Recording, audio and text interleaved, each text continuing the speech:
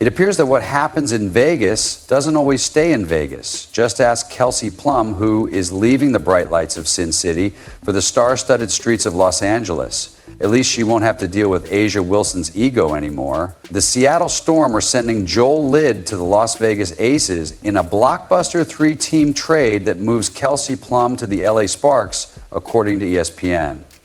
As part of the deal, Seattle receives the second pick in this year's WNBA draft from La in exchange for the Storm's number 9 pick. In a shocking turn of events, the star guard was traded to the LA Sparks in a 3-team deal that sent shockwaves through the WNBA. But this isn't just about one player leaving, it's about the Las Vegas Aces collapsing. Are we witnessing the fall of an empire? And who's really to blame for this? Are you ready to go with Lloyd to Vegas, Plum to La? How might this affect the Western Conference landscape? And I kind of want to add the league as a whole. Getting some of these big pieces now in new places, imagine that you're browsing through your phone, minding your own business, when all of a sudden you get the news that Kelsey Plum, the master sharpshooter, is leaving the Las Vegas Aces. But wait, there's more. She's been traded to the LA Sparks in a huge 3-team deal that has the entire WNBA in a frenzy. We've been hearing about J-Li for a while, thanks to Annie Costal's reporting in the Chicago Sun-Times and HTA Rodriguez with Beta Basket. This is probably happening after the Seattle Storm investigation. Then, of course, Kelsey Plum was seeded by the Aces, even though she was and is technically one of the top draws in free agency as an unrestricted free agent. Let's break this down because this is the kind of trade that sends shockwaves through the league. Plum to the Sparks, Jewel Lloyd to the Aces, and the Sparks' coveted number 2 draft pick to the Storm. It's like a high-stakes game of musical chairs, but with superstars as the players. When you have 2 names like that, 2 Olympians, 1 gold in Paris, they will, as you said, draw a lot of assets. Obviously, this was about as many teams as possible, but particularly the Seattle Storm and the Las Vegas Aces being able to get value. Now, you may be wondering why the Aces would let go of a talent like Plum. Well, since there were rumors of tension between Plum and A'ja Wilson, it seems like there may have been some fire behind the smoke. After all, PA reminds me a lot of you because she knows how her relationship got her to that point, and she's good at basketball, but she also seems to understand her privilege if it pushes her over.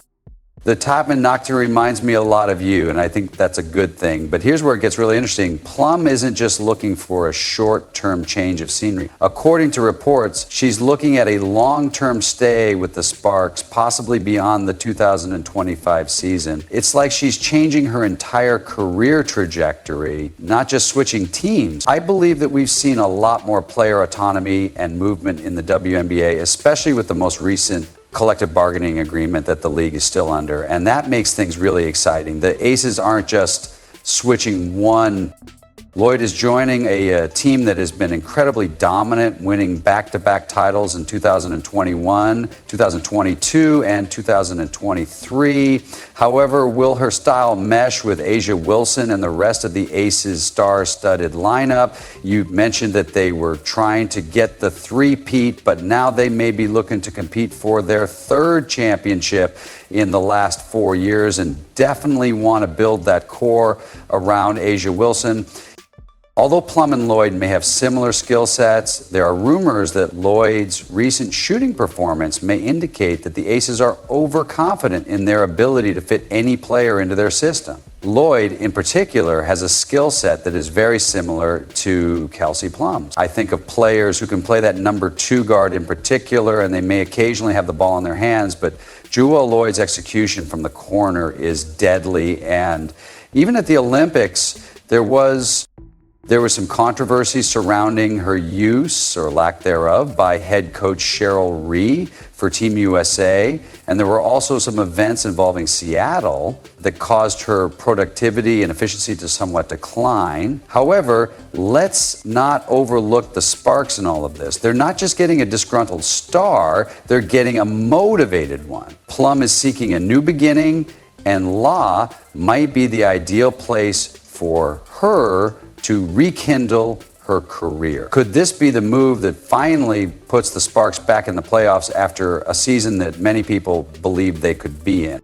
Intention to overtake and usurp the Houston Comets for that seat. Of course, that didn't work out, and the New York Liberty are champions, let's not forget. But I believe it's just a slight shift in culture. And with that, I believe Kelsey Plum, if she does move to Los Angeles, will be used for some of her leadership and experience. All right, let's talk about the ripple effect of this trade. If you thought it was just about Plum Lloyd and a draft pick, think again. This move has reshaped the entire WNBA landscape, and we're about to witness some serious shockwaves.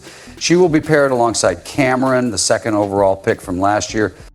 I don't want to use this, but what kind of spark can that be for the Sparks out there in LA? The LA Sparks, who were relegated to the basement the previous season, have thrown themselves into the spotlight with Kelsey Plum. And she's not just any player. We're talking about a sharpshooter who's been itching to be the main star. And guess what? In LA, she's got her chance. Brink, who was off to a fantastic rookie season prior to that season-ending injury, is a three-time All-Star. And we talk about 2 titles. As you mentioned, Cameron Brink was a dynamic force for that lot team, and I believe that this is a legacy franchise. The Los Angeles Sparks played in the first ever WNBA basketball game, and we've seen other teams simply build a little bit more infrastructure around their players. However, the interesting part is that the Sparks didn't just gain a star, they gave up their golden ticket, the number 2 draft pick, which could have been their chance to snag a generational talent like Olivia Miles or Paige Beckers. Players who switch teams quickly, but the Sparks are betting on Plum's star power and are now rolling the dice on her. You may have heard the term hybrid rebuild, but it's coming into play because they have a new coach and, as it has been reported, a new player in Kelsey Plum. I believe Plum's leadership and that she may be starting over because she's coming from the Las Vegas Aces. Now let's talk about the Aces who traded Plum for Lloyd.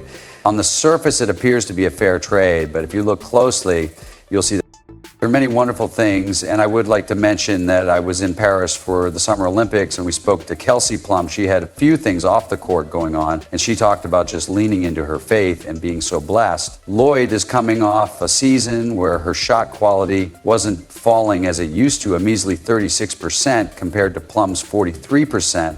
That's not just a small dip, it's a canyon-sized gap. They have a pure scorer in Lloyd, but who will set up those easy baskets? The Aces' offensive chemistry could be in for a rough ride, especially with Wilson demanding the ball all the time and the Seattle Storm sitting pretty with that number 2 pick, smiling like they've just won the lottery. But that's not all. The Aces might have just messed with their secret sauce. Plum wasn't just a scorer. She was a playmaker who improved everyone around her. Later, what else could be the beginning of a whole new era in Seattle? Imagine Paige Beckers. The truth is that this trade isn't just changing 3 teams, it's shifting the balance of power in the entire WNBA. The Sparks are now dark horse contenders, the Storm are loading up for the future, and the Aces, well, they might have just opened the door for the rest of the league. Let's not forget that other favorites like the Indiana Fever, New York Liberty, and Minnesota Lynx are still looming. In a Storm jersey, that's the kind of player you build a franchise around. They have a few moving pieces and moving parts, so it's not always possible to keep a championship team together. However, since the Aces and their so-called superstar Asia Wilson may be the true losers in all of this, they just lost a younger, more effective player in Plum. And let's face it, Plum was the driving force behind that Aces offense. Without her, Wilson will have to put in a lot more effort for those easy buckets. I wonder if this is also just a really important, even personal reset for Kelsey Plum. And again, there have been rumors that the same could be at play here for Joelle Litt. Well, that puts things in a different perspective, at least for her career. What if this is just the beginning of the Aces' demise? We've already witnessed important players jump ship, including Alicia Clark and Tiffany Hayes, who are free agents, and Kate Martin packing her bags for San Francisco. It's beginning to look less like a dynasty and more like a sinking ship. Remember the adage, what happens in Vegas stays in Vegas? Well, not when it comes to the drama involving the Aces. This team was winning everything, including championships, MVPs and championships, but now it's like watching a high-stakes poker game where everyone is losing. We need to improve and take a close look at ourselves. It's going to be different next year, and I'm sad about that because I really like that group. They're a pain in my ass, but I was a pain in theirs as well. Let's talk about the Aces off Sion first. GM Natalie Williams is shown the exit, and months later, her seat is still empty.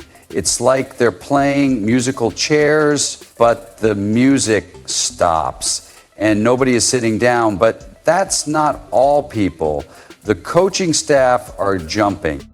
Ship two top assistants choose to separate for supposedly better opportunities. Now, Natalie Naz is going to the new Golden State Valkyries, which makes sense. But Tyler Marsh is trading in the Vegas glamour for the chaos of the Chicago sky. And Angel Reese is doing something fishy in Vegas. What's happening in their locker room is like this Aces team is disintegrating.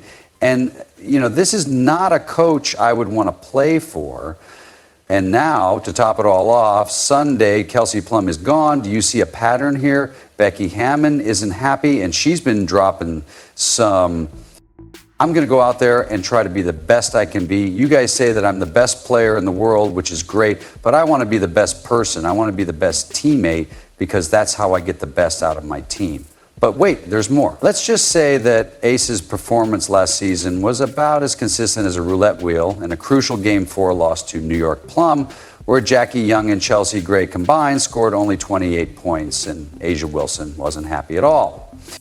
Talk about playing with a stacked deck against you. Remember when everyone believed that A'ja Wilson was the unbeatable superstar of the Aces? Well, it appears that her reign may be ending sooner than you think, Dynasty. Let's take a moment to talk about Wilson, who is supposed to be the team's face and the one who can carry it through thick and thin.